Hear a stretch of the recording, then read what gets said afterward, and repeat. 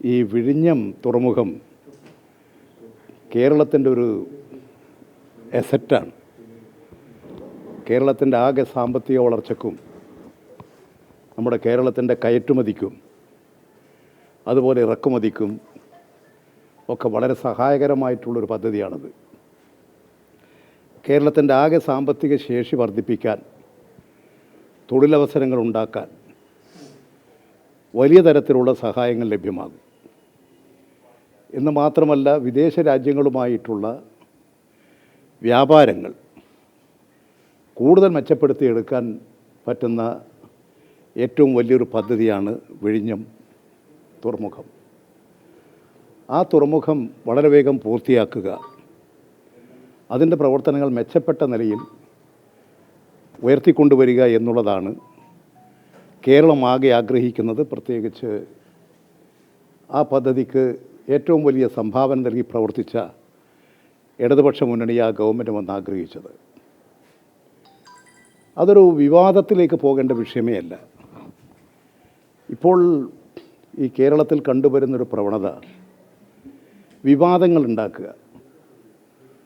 ഭരിക്കുന്ന മുന്നണിയും അതിൻ്റെ മന്ത്രിമാരും പ്രത്യേകിച്ച് മുഖ്യമന്ത്രിയൊക്കെ വിവാദമുണ്ടാക്കുക, ശണ്ടയുണ്ടാക്കുക, ഇതിനാണ് അതീവ താല്പര്യം കാണിക്കുന്നത്. ഭരിക്കാൻ അവർക്ക് സമയമില്ല, ഭരണത്തിനല്ല.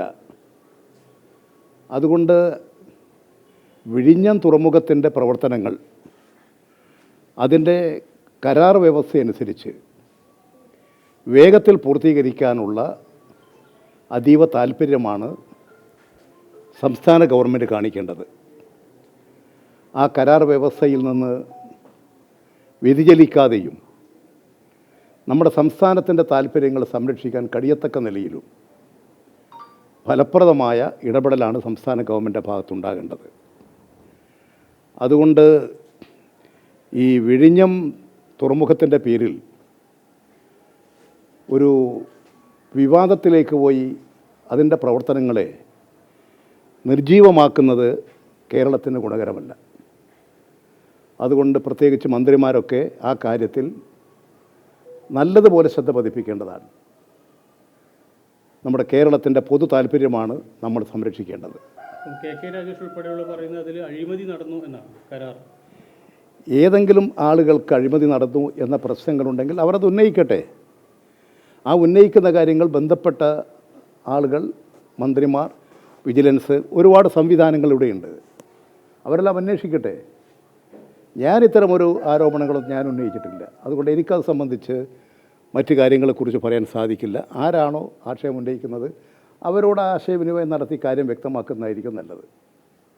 ഇതുമായി ബന്ധപ്പെട്ട് ദേശാഭിമാനിയിലെ ഒരു വാർത്ത വന്നു എന്നും ഇന്നലെ വാർത്താ സമ്മേളനത്തിൽ മുഖ്യമന്ത്രി അത് പറയുന്നു. ദേശാഭിമാനി തന്നെ ഇത്തരത്തിൽ ഈ ഓഹരി വിൽപ്പനയെ സംബന്ധിച്ചുള്ള കാര്യങ്ങളൊക്കെ പറഞ്ഞു എന്നതൊക്കെ പറയുന്നു. അതിന് പിന്നാലെ CPM-ന്റെ സംസ്ഥാന സെക്രട്ടറി ദേശാഭിമാനിയിൽ വരുന്ന വാർത്തയെല്ലാം ശരിയാണ് എന്ന തരത്തിലുള്ളൊരു കാര്യം പറയുന്നു. ഇങ്ങനൊരു ആശയക്കുഴപ്പം മൊത്തത്തിൽ ഇതിൽ നിലനിൽക്കുന്നുണ്ടോ? CPM-ന് LDF-ന് ഒരു ആശയക്കുഴപ്പമില്ല. കാരണം ഈ കരാർ വ്യവസ്ഥ ലംഘിക്കാൻ സാധിക്കുന്നതല്ല. ഇനി ആ കരാർ വ്യവസ്ഥയിൽ എന്തെങ്കിലും മാറ്റം വരുത്തണമെങ്കിൽ സംസ്ഥാന ഗവൺമെൻറ്റിൻ്റെയും കേന്ദ്ര ഗവൺമെൻറ്റിൻ്റെയും അനുവാദത്തോടു കൂടി മാത്രമേ സാധിക്കൂ. സംസ്ഥാന ഗവൺമെൻറ്റിനെ അറിയിച്ചുകൊണ്ട് മാത്രമേ സാധിക്കൂ. അല്ലെങ്കിൽ അതിൽ ഏതെങ്കിലും ഒരു പാർട്ട്ണർമാർക്ക്, ഒരു കരാറുകാർക്ക് അവർക്ക് മാത്രമായി അതിൽ ഭേദഗതി വരുത്താനോ അവർക്ക് പുറം കരാറുണ്ടാക്കാനോ അവർക്ക് കരാറിൽ ഷെയർ ആരെങ്കിലും ഓഹരി ഉടമകളാക്കി ചേർക്കാനോ സാധിക്കുന്നതല്ല. അത് കരാറിൻ്റെ വ്യവസ്ഥകളുടെ ലംഘനമാണ്. അങ്ങനെ എന്തെങ്കിലും ആഗ്രഹമുണ്ടെങ്കിൽ അവർ ചെയ്യേണ്ടത് ഗവൺമെൻറ് അനുമതി വാങ്ങണം. ഇപ്പോൾ എനിക്ക് തോന്നുന്നത് അദാനി തന്നെ ആ കാര്യങ്ങൾ ഇപ്പോൾ വിശദീകരിച്ചിട്ടുണ്ടെന്നാണ്. ഇപ്പോൾ അതിൽ വലിയ തർക്കമുണ്ടെന്ന് എനിക്ക് തോന്നുന്നില്ല. വേറൊരു കാര്യം, നമ്മുടെ ഇപ്പം TK ഗോവിന്ദ മാഷയും V കുഞ്ഞികൃഷ്ണയും തെറ്റിദ്ധരുത്തി വന്നാൽ തിരിച്ചെടുക്കാം അല്ലെങ്കിൽ എടുക്കണം എന്നൊരു ചർച്ച ഉണ്ടായിരുന്നു. അതിൽ MV ജയരാജനെ സെക്രട്ടേറിയറ്റ് തിരുത്തി അങ്ങനെ ഒരു തീരുമാനമില്ല എന്ന് ഉള്ള രീതിയിൽ ചർച്ച നമുക്ക് കാണുന്നു. അല്ല, അങ്ങനെ ഒരു തീരുമാനം CPM-ലില്ല. അത് വസ്തുതയാണ്. അത് CPM തന്നെ വ്യക്തമാക്കി കഴിഞ്ഞിട്ടുണ്ട്. അതോടൊപ്പം തന്നെ ജയരാജൻ നടത്തിയിട്ടുള്ള അദ്ദേഹം ഒരു ചാനൽ ചർച്ചയിലാണെന്നാണ് എനിക്ക് തോന്നുന്നത് ഇത്തരമൊരു അഭിപ്രായം പ്രകടിപ്പിച്ചു. അത് ചാനൽ ചർച്ചയിൽ വന്നിട്ടുള്ള ഒരു അഭിപ്രായ പ്രകടനമായിട്ടേ ആരും കാണുന്നുള്ളൂ. ഒരു പാർട്ടി തീരുമാനമായിട്ടൊന്നും ആരും കാണുന്നില്ല. ആ ചർച്ചയിൽ വന്ന കാര്യങ്ങൾ തന്നെ CPM പരിശോധിച്ചു. അത് ജയരാജൻ തന്നെ ഞാൻ ഈ ചാനൽ ചർച്ചയിൽ പങ്കെടുത്തപ്പോൾ പറഞ്ഞ അഭിപ്രായമാണ്. അത് പാർട്ടിയുടെ നയമല്ല, തീരുമാനമല്ല എന്ന് അദ്ദേഹം തന്നെ വ്യക്തമാക്കി. എന്ന് മാത്രമല്ല, അതാൽ അദ്ദേഹം ഇത്തരമൊരു പ്രസ്താവന തെറ്റായി വ്യാഖ്യാനിക്കാൻ ഇടയാക്കത്തക്ക നിലയിൽ അദ്ദേഹത്തിനുണ്ടായതിൽ അദ്ദേഹം അത് സ്വയം വിമർശനപരമായി ഉൾക്കൊണ്ടുകൊണ്ട് ഒരു നിലപാടിലേക്ക് എത്തിക്കഴിഞ്ഞു. പിന്നെ അതിനൊരു ചർച്ചക്കൊന്നും വിധേയമാക്കേണ്ടതല്ല. അടഞ്ഞ് ക്ലോസ് ചാപ്റ്ററാണ്. TK ഗോവിന്ദ മാഷിക്കും വി കുഞ്ഞികൃഷ്ണനും മുന്നിൽ പൂർണ്ണമായിട്ടും CPM-ലേക്കുള്ള തിരിച്ചുവരവിന്റെ വാതിലടഞ്ഞു. ഇപ്പോൾ അത് നമ്മുടെ മുമ്പിലില്ലല്ലോ. ഇല്ലാത്തൊരു കാര്യത്തെക്കുറിച്ച് സാങ്കല്പികമായിട്ട് എന്തിനാ സാങ്കല്പികമായ അഭിപ്രായങ്ങൾ അന്വേഷിക്കുന്നത്? CPM-നെ സംബന്ധിച്ച് ഒരു പ്രശ്നം വന്നാൽ ആ പ്രശ്നം സംബന്ധിച്ച് CPM ചർച്ച ചെയ്ത് അതിനൊരു നിലപാട് സ്വീകരിക്കും. ഇപ്പം അങ്ങനെ ഒരു നിലപാടേ ഇല്ല, അങ്ങനെ പ്രശ്നമേ ഇല്ല. അവരിപ്പോൾ UDF-നോടൊപ്പമാണ്. UDF-ൻ്റെ സ്ഥാനാർത്ഥിയായി ജയിച്ചു വന്നവരാണ്. അവരവന് ഗവൺമെൻറ് അനുകൂലമായ നിലപാട് സ്വീകരിച്ചുകൊണ്ടിരിക്കുന്നവരാണ്. പിന്നെ ആ വിഷയം എവിടെ? മുൻപും ഇതുപോലെ CPM-ൽ നിന്ന് പുറത്തുപോയ ആളുകൾ തിരിച്ചു വന്ന ചരിത്രമുണ്ടല്ലോ. അപ്പോൾ അങ്ങനെ ഒരു തെറ്റുതിരുത്തൽ സാധ്യത ഇവരുടെ കാര്യത്തിലുണ്ടോ?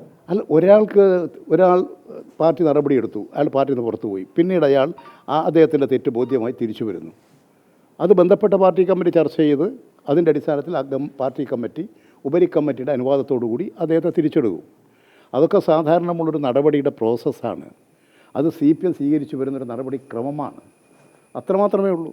നിലവിൽ ഇവർ രണ്ടുപേരും ചോദിക്കുന്നത് അഥവാ തെറ്റ് തിരുത്തണമെങ്കിൽ തന്നെ ആദ്യം പാർട്ടി പറയണ്ടേ ഞങ്ങൾ എന്ത് തെറ്റ് ചെയ്തിട്ടാണ് പുറത്താക്കിയത്? അത് അവരുടെ കാര്യം അവർ പറയട്ടെ. അവിടേക്കൊന്നും മറുപടി പറയാൻ ഞാനില്ല. ഈ വയനാട്ടിലെ ഈ ദുരന്തം അത് സത്യത്തിൽ ഏതെങ്കിലും രീതിയിൽ നമ്മുടെ തുരങ്കപാതയുമായി നിർമ്മാണമായിട്ട് ബന്ധപ്പെടുന്നതാണോ? അങ്ങനെ ഒരു തോന്നലുണ്ടോ? തുരങ്കപാത യഥാർത്ഥത്തിൽ ഈ വയനാടിൻ്റെ മാത്രമല്ല, കേരളത്തിൻ്റെ ആകെ ഒരു നല്ല പദ്ധതിയാണ്, ഒരു പ്രോജക്റ്റാണത്. ആ തുരങ്കപാത ഉണ്ടാക്കുന്നതിന് വേണ്ടിയിട്ടുള്ള നടപടികൾ എനിക്ക് തോന്നുന്നത് LDF ഗവൺമെൻറ് കാലത്ത് 2021-22 കാലഘട്ടത്തിൽ ആരംഭിച്ചതാണ്. അതിൻ്റെ ആദ്യഘട്ടം എന്നുള്ള നിലയിൽ വളരെ വിദഗ്ധമായ ഒരു വർഷക്കാലം അതിനു വേണ്ടിയിട്ടുള്ള പഠനം നടത്തി. ആ പഠനത്തിൻ്റെ അടിസ്ഥാനത്തിൽ ഈ പ്രോജക്റ്റ് നടപ്പിലാക്കുന്നതിന് വേണ്ടിയിട്ടുള്ള ധാരണയുണ്ടായി. അതിൻ്റെ ഭാഗമായിട്ട് പാരിസ്ഥിതിക അനുമതി വേണം, കേന്ദ്ര ഗവൺമെൻറ്റിന് അനുമതി വേണം, സംസ്ഥാന ഗവൺമെൻറ് അത് സംബന്ധിച്ച് അംഗീകരിക്കണം. വിശദമായിട്ടുള്ള പരിശോധനകൾ നടത്തി. എനിക്ക് തോന്നുന്നത് കോഴിക്കോടും പിന്നെ വയനാടുമാണെന്നാണ് എൻ്റെ ഒരു ധാരണ. വലിയ രണ്ട് ഇത് സംബന്ധിച്ച് ചർച്ച ചെയ്യാനുള്ള വിപുലമായിട്ടുള്ള ഒരു വേദി ഒരുക്കി. ആ വേദിയിൽ ഇത് സംബന്ധിച്ച് വിശദമായ ചർച്ച നടത്തി. ആ ചർച്ചയിൽ എല്ലാവരും ഈ ഒരു പദ്ധതിയെക്കുറിച്ച് പ്രശംസിക്കുകയാണ് ചെയ്തത്. ആ പദ്ധതി നല്ലതാണെന്നുള്ള അഭിപ്രായങ്ങളാണ് പറഞ്ഞത്. അതിൻ്റെ അടിസ്ഥാനത്തിൽ പ്രാഥമികമായ എല്ലാ നടപടിക്രമങ്ങളും പൂർത്തീകരിച്ച് പദ്ധതിയെക്കുറിച്ച് ബഹുജനങ്ങളെ ബോധ്യപ്പെടുത്തി അതിൻ്റെ അടിസ്ഥാനത്തിൽ പ്രോജക്റ്റ് നടപ്പിലാക്കുകയാണ്. അങ്ങനെ പ്രോജക്റ്റ് നടപ്പിലാക്കുമ്പോൾ തന്നെ കേന്ദ്ര ഗവൺമെൻറ് ആ പ്രോജക്റ്റിന് അംഗീകാരം കൊടുക്കുമ്പോൾ അതിൽ സുരക്ഷിതത്വം ഏർപ്പെടുത്തേണ്ട കാര്യങ്ങളെക്കുറിച്ച് ആ പ്രോജക്റ്റ് നടപ്പിലാക്കുമ്പോൾ ശ്രദ്ധിക്കേണ്ട ഒട്ടനവധി കാര്യങ്ങളെക്കുറിച്ച് ആ പ്രോജക്റ്റ് റിപ്പോർട്ടിലുണ്ട്. ആ പ്രോജക്റ്റ് റിപ്പോർട്ടിൻ്റെ അടിസ്ഥാനത്തിൽ അത് നമ്മുടെ കൊങ്കൺ റെയിൽവേ കോർപ്പറേഷനാണ് കൊടുത്തത്. അവരാണത് ഭോപ്പാലിലുള്ളൊരു കമ്പനിക്ക്, ദിലീപ് ഒരു കമ്പനിക്ക് കൊടുത്തത്. അവരാണ് നടത്തിക്കൊണ്ടിരിക്കുന്നത്. അവർ നടത്തിക്കൊണ്ടിരിക്കുമ്പോഴാണ് ഇപ്പോൾ ഒരു മഹാദുരന്തമുണ്ടായത്. 3 അവിടുത്തെ ജോലി ചെയ്തുകൊണ്ടിരിക്കുന്നവർ, ഒരാൾ എഞ്ചിനീയറാണ്. വലിയ മഹാദുരന്തം. 2 പേർ എഞ്ചിനീയർമാരാണ്. ഒക്കെ ഉയർന്ന തലത്തിൽ പ്രവർത്തിച്ചുകൊണ്ടിരിക്കുന്നവരാണ്. അവർ ആ ദുരന്തത്തിൽ മരണപ്പെട്ടു പോയി. ഇപ്പോൾ 6 പേരെ കണ്ടുകിട്ടിയിട്ടില്ല. അതിനു വേണ്ടിയിട്ടുള്ള തെരച്ചിൽ നടത്തിക്കൊണ്ടിരിക്കുകയാണ്. നേരത്തെ ചൂരൽമലയിലുണ്ടായതുപോലെ ഒരു വലിയ ദുരന്തമാണ് ഇപ്പോഴവിടെ ഉണ്ടായത്. ഇങ്ങനൊരു ദുരന്തമുണ്ടായാൽ നമ്മളെല്ലാം ചെയ്യേണ്ടത് ആ ദുരന്തത്തിൽ ആളുകളെ സംരക്ഷിക്കാൻ, ജീവൻ സംരക്ഷിക്കാൻ, അതോടൊപ്പം തന്നെ ഇത്തരത്തിലുള്ള സംഭവങ്ങൾ ആവർത്തിക്കാതിരിക്കാൻ, ഇപ്പോൾ കള്ളാടിയിലുണ്ടായതുപോലെയുള്ള ദുരന്തങ്ങൾ ആവർത്തിക്കാതിരിക്കാനുള്ള ജാഗ്രതയും തയ്യാറെടുപ്പും നടത്തുക എന്നുള്ളതാണ്. ഇപ്പോൾ നിങ്ങൾ തന്നെ പത്രക്കാരൊക്കെ അവിടെ പോയി വന്നതിന് ശേഷം അവിടെ മണ്ണൊക്കെ സംഭരിച്ച് കൂനക്കുട്ടി അവിടെ വലിയ ഒരു കുന്നുപോലെ നിറച്ചു വെച്ചു. അതൊക്കെ ഈ അപകടത്തിൻ്റെ സാധ്യത കൂട്ടിയെന്നൊക്കെ പത്രക്കാരൊക്കെ റിപ്പോർട്ട് ചെയ്തിട്ടുണ്ട്. അതെന്താണെന്ന് എനിക്ക് അറിഞ്ഞുകൂടാ. ഏതായാലും അത്തരത്തിൽ ഒരു ശക്തമായിട്ടുള്ള ഒരഭിപ്രായം ഉയർന്നു വന്നിട്ടുണ്ട്. അപ്പോൾ ദുരന്തമുണ്ടാകാതിരിക്കാനുള്ള തയ്യാറെടുപ്പുകളും ജാഗ്രതയും പാലിക്കുക. അതോടൊപ്പം തന്നെ ഇതിൽ കാണിക്കേണ്ട നിയമപരമായ എല്ലാ നടപടിക്രമങ്ങളും സുരക്ഷിതത്വത്തിന് വേണ്ട എല്ലാ നടപടിക്രമങ്ങളും പാലിച്ചുകൊണ്ടേ ഈ നിർമ്മാണ കമ്പനികൾ പ്രവർത്തിക്കാൻ പാടുള്ളൂ. അതിൽ കേരളത്തിൻ്റെ പൊതുമരാമത്ത് വകുപ്പ്, കേരള ഗവൺമെൻറ് അവർ കൂടി ഇതിൻ്റെ ഒരു ഭാഗമാണ്. അവർ കൂടി ശ്രദ്ധിക്കേണ്ടതാണ്. കൊങ്കൺ റെയിൽവേ അതോറിറ്റിയും അതുപോലെ തന്നെ മറ്റ് ഏജൻസികളും എല്ലാം ഈ കാര്യങ്ങളിൽ വളരെ ജാഗ്രതയോടുകൂടി അപകടം ഉണ്ടാകാതിരിക്കാനുള്ള നടപടി സ്വീകരിച്ച് പ്രവർത്തിക്കേണ്ടതാണ്. ഇപ്പോൾ വളരെ വലിയൊരു ദുരന്തമാണ് നമ്മുടെ മുമ്പിലുണ്ടായത്. ഇതിൽ LDF സർക്കാരിന്റെ സമയത്ത് പരിസ്ഥിതി ആഘാത പഠനം വേണ്ട രൂപത്തിൽ നടത്തിയിട്ടില്ല എന്ന് അന്നത്തെ പ്രതിപക്ഷ നേതാവ് ഇന്നത്തെ മുഖ്യമന്ത്രി VD സതീശൻ അതിപ്പോഴും അദ്ദേഹം പറയുന്നുണ്ട്. അപ്പോൾ അന്ന് ഈ പഠനം നടത്തുന്നതിൽ വീഴ്ച പറ്റിയിട്ടുണ്ടോ? അന്ന് ഇത്തരം പദ്ധതികളെ ഈ കേരളത്തിൻ്റെ ഒരു സ്ഥിതി ഏത് പദ്ധതി വന്നാലും അതിനെ എതിർക്കുക എന്നുള്ളതാണ് പ്രതിപക്ഷത്തിൻ്റെ ചുമതല എന്നാണ് അന്ന് അദ്ദേഹം ധരിച്ചു വെച്ചത്. ഇപ്പോൾ അദ്ദേഹം അതിൽ കുടുങ്ങിക്കിടക്കുകയാണ്. ഇപ്പോൾ ഏത് പദ്ധതി വരുമ്പോഴും പണ്ടെന്താ പറഞ്ഞത് നോക്കുകയാണ്. ഇന്ന് അദ്ദേഹം ചെയ്യുന്നതിന് നേരെ എതിരാണ് അദ്ദേഹം പണ്ട് പറഞ്ഞത്. അത്തരമൊരു നിലപാട് അദ്ദേഹം അന്നേ സ്വീകരിക്കാൻ പാടില്ല. പ്രശ്നങ്ങൾ എന്താണ്, ഒരു പ്രോജക്റ്റിനെ കുറിച്ചുള്ള കാര്യം എന്താണ് എന്ന് പരിശോധിച്ചുകൊണ്ട് വേണം കാര്യങ്ങൾ അവതരിപ്പിക്കാൻ. ഈ പദ്ധതിയെക്കുറിച്ച് കേന്ദ്ര ഗവൺമെൻറ്റിൻ്റെ അനുമതിയില്ലാതെ ഒരു പദ്ധതി തുടങ്ങാൻ സാധിക്കില്ല. പാരിസ്ഥിതിക അനുമതിയില്ലാതെ നടത്താൻ വേണ്ടി സാധിക്കില്ല. എല്ലാ നടപടിക്രമങ്ങളും പൂർത്തീകരിച്ചുകൊണ്ടേ ഒരു പ്രോജക്റ്റ് നടപ്പിലാക്കാൻ സാധിക്കൂ. പിന്നെ വേണ്ട വിധം എന്തടിസ്ഥാനത്തിലാണ് പറയുന്നതെന്ന് എനിക്കറിഞ്ഞുകൂടാ. ഞാൻ മനസ്സിലാക്കിയിട്ട് ശരിയാണെങ്കിൽ 2022 മുതൽ ഇതിൻ്റെ പഠനം നടത്തി. ഒരു വർഷക്കാലം നീണ്ട പഠനത്തിന് ശേഷം 23-ലാണ് ഇതിൻ്റെ കേന്ദ്ര അനുമതിക്ക് വേണ്ടി മറ്റും ആവശ്യപ്പെട്ടത്. പാരിസ്ഥിതിക അനുമതി ലഭ്യമാകുന്നത് 25-ലാണ്. 26 സംസ്ഥാന ഗവൺമെൻറ് അനുമതി കിട്ടി, കേന്ദ്ര ഗവൺമെൻറ് അനുമതി കിട്ടി. കേന്ദ്ര ഗവൺമെൻറ് അതിൽ ഏതാണ്ട് 60 ഇനങ്ങൾ ഈ റെക്ടിഫിക്കേഷൻ വേണ്ടി ഇതിൽ ജാഗ്രത പാലിക്കാൻ ചില നിർദ്ദേശങ്ങൾ 60 ഇനങ്ങളിൽ സൂക്ഷ്മമായ നിരീക്ഷണങ്ങളും നടപടികളും വേണമെന്ന് പറഞ്ഞുകൊണ്ടുള്ള നിർദ്ദേശങ്ങൾ അടക്കം വെച്ചുകൊണ്ടാണ് കേന്ദ്ര ഗവൺമെൻറ് അതിന് അനുമതി നൽകിയിട്ടുള്ളത്. ആ അനുമതികളെല്ലാം ഉപയോഗിച്ചുകൊണ്ടാണ് ഇവിടെ ഈ വർക്ക് ആരംഭിച്ചിട്ടുള്ളത്. അപ്പോൾ അങ്ങനെ വരുമ്പോൾ ഒരു അപകടം സംഭവിച്ചു. ഒരിക്കലും സംഭവിക്കാൻ പാടില്ലാത്തതാണ്. ആ ദുഃഖത്തിൽ പങ്കുചേരുക, അത് അവസാനിപ്പിക്കാൻ നോക്കുക ജനങ്ങൾ. അതിന് പകരം ഉടനടി എന്താ വിവാദം, ഉടനടി ആരെ ആക്ഷേപിക്കാൻ സാധിക്കുക? ഇത് തുടങ്ങിയവരെ ആക്ഷേപിക്കാൻ സാധിക്കൂ? അതിലൊന്നും ഒരു നല്ല പ്രവണതയല്ല. ഭരിക്കാൻ നോക്ക്, കാര്യങ്ങൾ നല്ല നിലയിൽ കേരളത്തിൻ്റെ താല്പര്യം സംരക്ഷിക്കാൻ നോക്കുക. അതാണ് മുഖ്യമന്ത്രിയും ചെയ്യേണ്ടത്, മന്ത്രിമാരും ചെയ്യേണ്ടത്. അതിന് പകരം ഏത് പ്രശ്നം കിട്ടിയാലും ഇതൊരു നല്ല ശീലമല്ല. അത് മന്ത്രിമാരാണ് റെക്ടിഫൈ ചെയ്യേണ്ടത്, അവർക്കാണ് അതിൻ്റെ പ്രധാന ഉത്തരവാദിത്വം. ഇപ്പോൾ കണ്ടുവരുന്ന ഏത് കാര്യങ്ങളെടുത്ത് നിങ്ങൾ നോക്കിക്കോളൂ, ഇത്തരമൊരു പ്രവണത കാണാം. ഈ അപകടം ആരെങ്കിലും ഉണ്ടാക്കിയതാണോ? ഒരു പ്രകൃതി ദുരന്തമല്ലേ? ചൂരൽമല അപകടം ആരെങ്കിലും ഉണ്ടാക്കിയതാണോ? അതിനെ എങ്ങനെ ദുർവ്യാഖ്യാനിക്കാം? ഇത് തുടങ്ങിയ കാലത്തുള്ളതിനെ തുടങ്ങിയ കാലത്താണ് ഇതിൻ്റെ ഒരു പ്രോജക്റ്റ് വരുമ്പോൾ അതിൻ്റെ എല്ലാ തരത്തിലുള്ള പഠനങ്ങളും നടത്തിയിട്ട് അന്ന് ഇവർ പ്രതിപക്ഷത്തില്ലേ? അന്ന് അവിടെയുള്ള MLA ഇല്ലേ? അന്ന് അവരാരെങ്കിലും ചൂണ്ടിക്കാണിച്ചിരുന്നോ? ഇത് സാധാരണഗതിയിൽ നിയമപരമായിട്ടുള്ള എല്ലാ നടപടികളും സ്വീകരിച്ചുകൊണ്ട് സുരക്ഷിതത്വം ഉറപ്പുവരുത്തിക്കൊണ്ട് കേന്ദ്ര സംസ്ഥാന ഗവൺമെൻറ്റിൻ്റെ അനുമതികളോടുകൂടി പൊതുമേഖലാ സ്ഥാപനത്തിന് കൊടുത്ത ഒരു കരാർ വർക്ക് നടക്കുകയാണ്. സംഭവിച്ചത് മഹാദുരന്തം നമ്മുടെ കേരളത്തെ സംബന്ധിച്ച് വലിയ വേദനയുണ്ടാക്കുന്നതാണ്. അതിൽ നമ്മൾ വേദനിക്കുകയും ദുഃഖിക്കുകയും അവർക്ക് സംരക്ഷണം കൊടുക്കുകയും ഇനി ഇത്തരം സംഭവങ്ങൾ ഉണ്ടാകാതിരിക്കാൻ വേണ്ടി ജാഗ്രത പാലിക്കുകയും പ്രവർത്തിക്കുകയും ചെയ്യുക എന്നതാണ് ഒരു ക്രിയാത്മകമായ നടപടി. ആ നടപടികളാണ് കേരളത്തിൻ്റെ മുഖ്യമന്ത്രി സ്വീകരിക്കേണ്ടത്. ഏതെങ്കിലും വഴികളിലൂടെ സഞ്ചരിച്ച് പ്രതിപക്ഷത്തെ ഏതിനെയും ആക്രമിക്കുക, ഏതിനെയും വിമർശിക്കുക, ഏത് സ്ഥലത്തും വിവാദം ഉണ്ടാക്കുക, ശണ്ട കൂടുക, ഇങ്ങനെ പോയാലൊന്നും ഭരണം ഉണ്ടാകില്ല. അത് അവർ മനസ്സിലാക്കണം, ഭരിക്കുന്നവർ മനസ്സിലാക്കണം. അത് കേരളത്തിൻ്റെ ആകെ താല്പര്യങ്ങൾ നിഷേധിക്കാനാണ് ഇടയാക്കുക. ഇതുകൂടി മനസ്സിലാക്കി മന്ത്രിമാർ ഉത്തരവാദിത്വ ബോധത്തോടു കൂടി തന്നെ കാര്യങ്ങൾ മനസ്സിലാക്കി പ്രതികരിക്കണമെന്നാണ് എനിക്ക് പറയാനുള്ളത്. വിഴിഞ്ഞത്തിന്റെ മുൻ MD ദിവ്യ S. അയ്യരെ കഴിഞ്ഞ ദിവസം കണ്ണൂർ DCC പ്രസിഡന്റ് മാർട്ടിൻ ജോർജ് അധിക്ഷേപ പരാമർശം നടത്തിയിരുന്നു. അതിനകത്ത് പറയുന്നത് ഇങ്ങനെയാണ്: KK രാഗേഷിന് എന്താണ് വിഴിഞ്ഞത്തെ ഇൻട്രസ്റ്റ്, അതായത് താല്പര്യം എന്ന ചോദ്യത്തിന് അത് വിഴിഞ്ഞത്തെ മുൻ MD ആയിരുന്നു എന്നാണ് പരോക്ഷമായി അത് പറയുന്നത്. ഒരു വനിത നമ്മുടെ ഇയാളില്ലേ, നമ്മുടെ കാർത്തികേയൻ്റെ മകൻ, നമ്മുടെ MLA ശബരിനാഥിൻ്റെ വൈഫാണ് ഈ ദിവ്യ S. നായർ അയ്യർ. ദിവ്യ S. അയ്യർ അവർ നല്ല ഒരു എഫിഷ്യൻ്റായിട്ടുള്ള ഉദ്യോഗസ്ഥയാണ്. അവരാണ് അവിടെ അതാണ് കോൺഗ്രസുമായിട്ടാണ് അവർ എന്തെങ്കിലും ഒരു ബന്ധമുണ്ടെങ്കിൽ പൊളിറ്റിക്കലി അവരുമായിട്ട് ബന്ധമുള്ളതാണ്. എന്തൊക്കെയാണ് ഇവർ പറയുന്നത്? ഇതെന്തൊക്കെ രാഷ്ട്രീയമാണ്? നമ്മൾ ഇങ്ങനെയൊക്കെ രാഷ്ട്രീയം കൈകാര്യം ചെയ്യാൻ പറ്റുമോ? ഞാനത് ഉണ്ടാച്ചാൽ അന്ന് എനിക്ക് തോന്നുന്നത് കെ രാഗേഷ് മുഖ്യമന്ത്രിയുടെ പ്രൈവറ്റ് സെക്രട്ടറിയായി പ്രവർത്തിക്കുന്നുണ്ട്. മുഖ്യമന്ത്രിയുടെ വകുപ്പിലാണ് ഈ കാര്യങ്ങളെല്ലാം വന്ന് നീങ്ങിയത്. അതിൻ്റെ ഫലമായിട്ട് ആ പദ്ധതിയുമായും പ്രവർത്തനങ്ങളുമായിട്ട് അദ്ദേഹത്തിന് ഏറ്റവും അടുത്ത് ബന്ധമുണ്ടാവാൻ സാധ്യതയുണ്ട്. ഇപ്പം ഞാനാണ് അവിടെ ഇരിക്കുന്നതെങ്കിൽ ആ പദ്ധതിയായിട്ട് എനിക്ക് ബന്ധമുണ്ടാവും. അപ്പോൾ ആ പദ്ധതിയെക്കുറിച്ചൊക്കെ ഞാൻ കുറച്ച് സ്റ്റഡി ചെയ്തിട്ടുണ്ടാവും, കാര്യങ്ങളുണ്ടാവും. അപ്പോൾ ഒരു അഭിപ്രായം പറയുന്നതിൽ തെറ്റൊന്നുമില്ല. ആ പറയുന്നതിനൊക്കെ തെറ്റ്. ഇതാണ് നമ്മുടെ നാടിൻ്റെ ഇന്നത്തെ ഒരു ദുര്യോഗം. അതുകൊണ്ട് രാഷ്ട്രീയ നേതാക്കൾ അവരവരുടെ നിലവാരം കാത്തു സൂക്ഷിക്കണം. ഈ അധിക്ഷേപങ്ങളൊക്കെ ഒഴിവാക്കാൻ രാഷ്ട്രീയ നേതാക്കൾ അവരവരുടെ നിലവാരം കാത്തു സൂക്ഷിക്കണം. ഇതെന്തും പറയാനുള്ള വേദിയായി രാഷ്ട്രീയത്തെ ഉപയോഗപ്പെടുത്തിയാൽ അത് ജനങ്ങളിൽ എല്ലാ രാഷ്ട്രീയത്തോടും പരിഹാസമായിരിക്കും. അതവർ മനസ്സിലാക്കണം. രാഷ്ട്രീയത്തിൻ്റെ പരിപാവനത കാത്തു സൂക്ഷിക്കാൻ എല്ലാ പാർട്ടിക്കാർക്കും ബാധ്യതയുണ്ട്. CPIയുടെ പ്രതിപക്ഷ ഉപനേതാവ് സ്ഥാനം എന്ന് പറയുന്ന ഒരു ആവശ്യത്തിൽ ഇപ്പോഴും ചില ചർച്ചകളൊക്കെ അവിടെ ഇവിടെ നടക്കുന്നുണ്ടല്ലോ. അല്ല, അതൊക്കെ സ്വാഭാവികമല്ലേ? അല്ല, അവർ ഒരു പാർട്ടി CPIക്ക് അതിനുള്ള അല്ല, ഇത് സ്വാഭാവികമായി ആവശ്യങ്ങളുണ്ടാകും. ആവശ്യങ്ങൾ മുന്നണിയിൽ ഉന്നയിക്കും. സ്ഥാനങ്ങൾക്ക് വേണ്ടിയിട്ടുള്ള എന്തൊക്കെ നടക്കും, അത് സ്വാഭാവികമാണ്. ഇപ്പോൾ UDF-ലില്ലേ അവരുടെ ഓരോ സ്ഥാനത്തേക്കുള്ള കോർപ്പറേഷൻ ഇതിലേക്ക് എല്ലാ പാർട്ടിക്കാരും നമ്മൾ മത്സരിച്ച് വരികയല്ലേ. ഇങ്ങനെ തർക്കങ്ങളുണ്ടാകും. ഇപ്പോൾ ആ തർക്കങ്ങൾ അവസാനിച്ചോ? ഇങ്ങനെ ചില സ്ഥാനങ്ങളുണ്ടാകുമ്പോൾ സ്വാഭാവികമായും ഒരു മുന്നണിയാകുമ്പോൾ മുന്നണിയിലെ പാർട്ടിക്കാരൊക്കെ ആവശ്യപ്പെടും.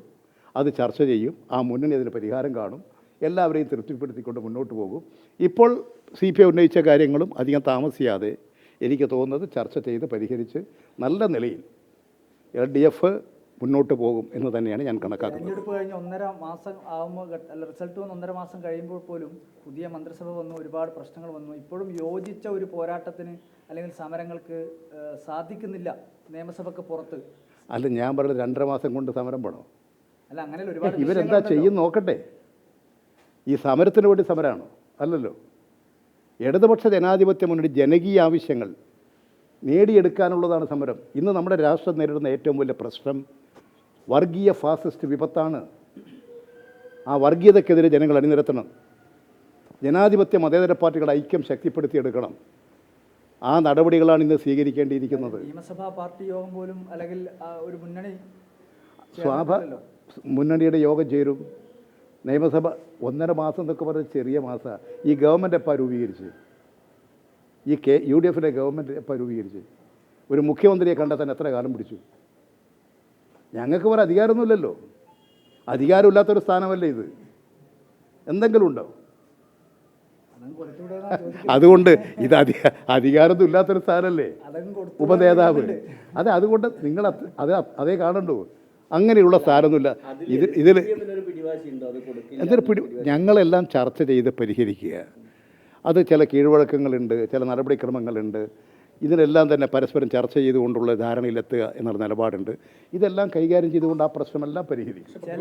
ചില CPI നേതാക്കളൊക്കെ ഈ രഹസ്യമായി പറയുന്നത് മുൻ LDF കൺവീനർ ആയിരുന്നുവെങ്കിൽ ഒരുപക്ഷെ ഇങ്ങനെ ഒരു പ്രശ്നത്തിനിടെ ചർച്ച ചെയ്യുമായിരുന്നു. ഞാനായാലും ആരായാലും ഇങ്ങനെ വരൂ. ഞാനതിലൊരു അപ്രമാദിത്വമുള്ള അല്ലെങ്കിൽ ഒരു കഴിവുള്ള ആളാണ് ഞാൻ കണക്കാകുന്നില്ല. ഞാൻ കഴിവുണ്ടെങ്കിൽ ആടെ നിൽക്കില്ലേ? കഴിവില്ലാത്തവനായതുകൊണ്ടാണല്ലോ അത് വിട്ടത്. അല്ല, ഇതിൽ പ്രതിപക്ഷ നേതാവ് പറയുന്നത് അവരവിടുന്ന് ചോദിച്ചുകൊണ്ടേയിരിക്കും, പക്ഷെ ഇല്ല എന്നുള്ളത് ഞങ്ങളുടെ തീരുമാനമാണെന്ന്. അതെല്ലാം നിങ്ങൾ ചോദിക്കുമ്പോൾ ഈ നേതാക്കന്മാർ ഇങ്ങനെയുള്ള ചില പദങ്ങളും ഒക്കെ പ്രയോഗിക്കും. അത് കുറച്ചു കാലം അന്തരീക്ഷത്തിൽ നിൽക്കും. കുറച്ച് കഴിയുമ്പോൾ അതെല്ലാം പോകും. പോരെ? ലോകകപ്പിന്റെ ആവേശത്തിന്റെ സമയമാണ്. അതെ അതെ. ജനജനത്തിന്റെ ആവേശം ഒന്നും എവിടെയും കാണുന്നില്ല. ഇറങ്ങാത്തതുകൊണ്ടാണോ അതോ? പക്ഷേ അത് ഈ കാണുമ്പോഴേ ഉണ്ടാവും. അത് രാവിലെ ഇത് കണ്ടു കഴിഞ്ഞ ഉടനെ പുറത്തിറങ്ങുമ്പോൾ ആവേശം കൊണ്ട് പോകണോ? അത് അത് അത് കുട്ടികളൊക്കെ നടക്കട്ടെ. എങ്ങനെ ആവേശം കൊണ്ട്. അതെ അതെ, ഇപ്പോഴും അങ്ങനെ തന്നെയാണ്. എന്നോട് ഒരു പത്രക്കാർ ഏഷ്യാനെറ്റുകാരാണെന്ന് എനിക്ക് തോന്നുന്നു. അവരോട് വന്നിരുന്നു. അവരോട് ഞാനത് പറയുകയും ചെയ്തിരുന്നു. അത് നിങ്ങളും വന്നത്, പിന്നെ റിപ്പോർട്ടർ ചാനലുകാരും, പിന്നെ വിജയം വന്നിട്ടില്ല.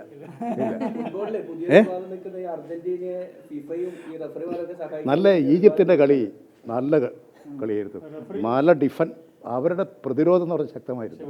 പക്ഷെ അവസാനത്തെ നിമിഷം അതാ കയറി അടിക്കുന്ന അർജൻറ്റീന. ഞാൻ ഏതാണ്ട് ഉണ്ടല്ലോ, ഞാനത് ട്രെയിനിൽ വരുന്ന ദിവസമായിരുന്നു. ഞാനിത് ഏതാണ്ട് അർജൻറ്റീനക്ക് പിന്നെ 2 ഗോൾ മറ്റേ ഇവരടിച്ചു കഴിഞ്ഞു, ഈജിപ്ത്. അത് അടിച്ചു കഴിഞ്ഞപ്പോൾ ഇനി പിന്നെ 2 അടിച്ചിട്ട് പിന്നെ അധികം തിരിച്ചടിക്കാൻ കഴിയില്ല. 80 എനിക്ക് തോന്നുന്നു 75. അപ്പോൾ ഞാൻ വന്ദേ ഭാരതിലാണ് ഉണ്ടായത്. പിന്നെ ഞാൻ വിചാരിച്ചു ഏതായാലും അർജൻറ്റീന തോറ്റു. നമ്മൾ പ്രവചനം തന്നെ തെറ്റിപ്പോകുമെന്ന് എനിക്കൊരു സംശയമായി. അതുകൊണ്ട് പിന്നെ ഞാനിതെല്ലാം പൂട്ടി കിടക്കി ഈട് എത്തുമ്പോഴാണ് കുട്ടികൾ കണ്ടിരിക്കുകയായിരുന്നു. കുട്ടികൾ എന്നിട്ട് പറഞ്ഞു, അച്ഛാ അർജൻറ്റീന ജയിച്ചിരിക്കുന്നു. അർജന്റീന ജയിപ്പിച്ചാണ്, ഫിഫ ജയിപ്പിച്ചതാണ്. ആ അതൊക്കെ ഉണ്ടാവും, അതൊക്കെ ഈ ഫുട്ബോൾ എല്ലാ രംഗത്തും ഇല്ലേ. ഇത് മാത്രമേ ഫുട്ബോളിൻ്റെതായിട്ടുള്ള മത്സരങ്ങളും പരാതികളും പ്രശ്നങ്ങളും ഉണ്ടാകും. പലയിടത്തും ഇലക്ഷൻ കമ്മീഷൻ ഇപ്പോൾ നിങ്ങൾ കണ്ടില്ലേ, നിങ്ങൾ നോക്കണ്ട്, American president Trump red card കാണിച്ച് പുറത്താക്കിയിരിക്കുന്ന പിന്നെ ഫുട്ബോൾ പ്ലെയറെ കളിപ്പിക്കണമെന്ന് പറഞ്ഞ് കളിപ്പിച്ചില്ലേ?